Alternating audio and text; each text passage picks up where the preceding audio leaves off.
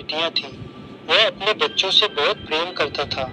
उसके पास 7,000 भेड़ें, 3,000 ऊंट, 500 जोड़े बैल, 500 गधे और बहुत से नौकर थे। वह अपने समय के सबसे समृद्ध और प्रतिष्ठित लोगों में से एक था। अय्यूब की आदत थी कि जब भी उसके बेटे बेटियां मिलकर भोज करते, उसके बाद वह उन्हें शुद्ध करने के लिए परमेश्वर के सामने बलिदान चढ़ाता था। वह सोचता था कि शायद उन्होंने अनजाने में कोई पाप किया हो। इससे पता चलता है कि अय्यूब का परमेश्वर के प्रति कैसा गहरा भय और आदर था। उसका जीवन शांति, समृद्धि और भक्ति से भरा हुआ था। सब कुछ अच्छा चल रहा था, परंतु यह कहानी यहीं खत्म नहीं होती। असली परीक्षा तब शुरू होती है जब शैतान स्वर्ग में अय्यूब के चरित्र पर प्रश्न उठाता है। परमेश्वर जानते थे कि अय्यूब का विश्वास सच्चा है, लेकिन शैतान को यह विश्वास नहीं था।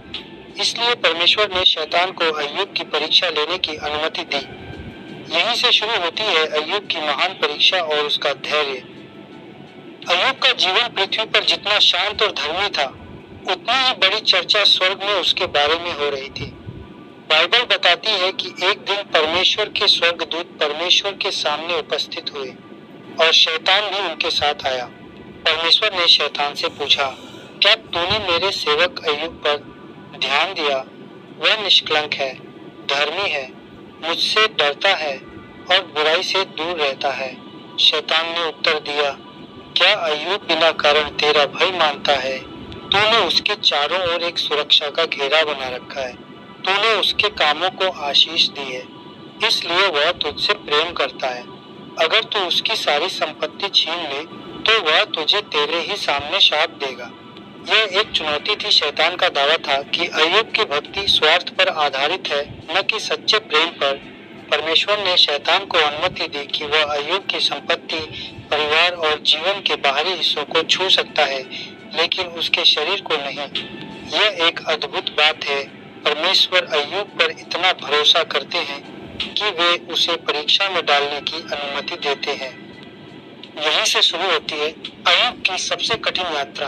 वह नहीं जानता कि स्वर्ग में क्या हो रहा है, लेकिन उसकी जिंदगी एकदम बदलने वाली है। यह हमें सिखाता है कि कभी-कभी जीवन की परीक्षाएं केवल पृथ्वी पर नहीं, स्वर्ग में लिए गए निर्णयों का परिणाम भी होती है, जहां हमारे विश्वास का मूल्य नापा जाता है। अय्यूब एक बहुत धनी और धार्मिक व्यक्ति था।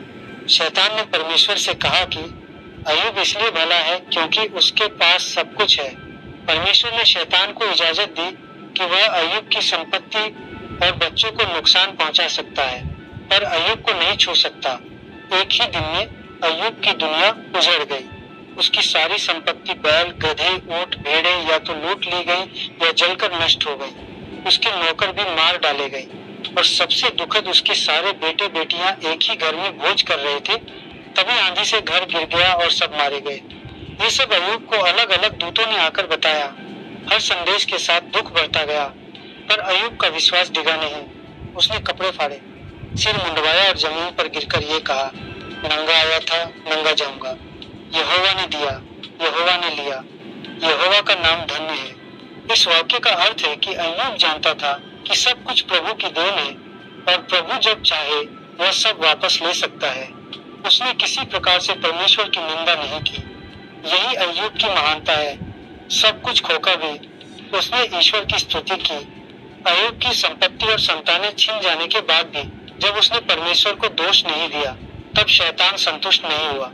उसने फिर परमेश्वर से कहा, एक आदमी अपनी जान के लिए सब कुछ दे देता है। अगर उसका शरीर छू लिया जाए तो वह तुझसे अवश्य मुंह मोड़ लेगा।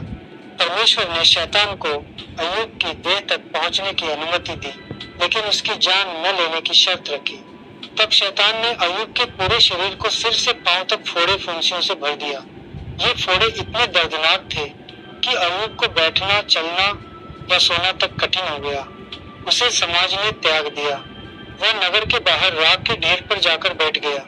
यह स्थान उन रोगियों के लिए था जिन्हें लोग छूना भी नहीं चाहते थे। वह अपने फोड़े खुजलाने के लिए मिट्टी का एक टुकड़ा इस्तेमाल करता था। उसकी दशा इतनी भयानक हो चुकी थी कि जो भी उसे देखता डर जाता और मुंह फेर लेता। यह अय्यूब के लिए शारीरिक, मानसिक और सामाजिक दुख का चरम था। उसने सब कुछ खो दिया था।